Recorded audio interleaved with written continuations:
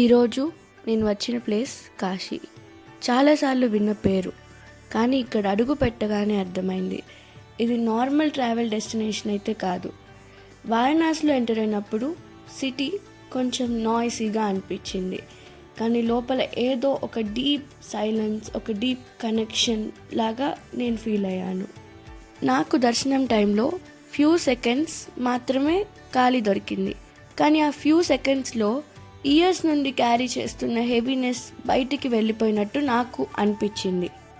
ఘాట్స్ మీద నడుస్తుంటే కొన్ని స్టెప్స్ మీద పూజ, కొన్ని స్టెప్స్ మీద సైలెన్స్. ఇక్కడ జీవితం అండ్ డెత్ రెండు సైడ్ బై సైడ్ కనిపిస్తాయి.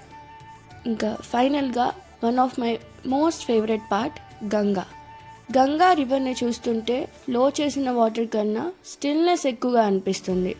అది జస్ట్ రివర్ కాదు, అమ్మలా ఉంటుంది.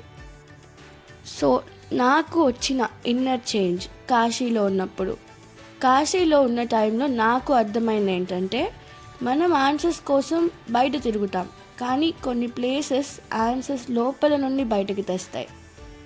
కాశీ నుండి బయటికి వచ్చిన తర్వాత కూడా ఆ సైలెన్స్ ఫాలో అవుతూనే ఉంటుంది. ఈ ప్లేస్ నిన్ను మార్చకపోవచ్చు, కానీ నిన్ను టచ్ చేసి వెళ్తుంది. Kashi is not about seeing temples. It's about feeling something beyond words.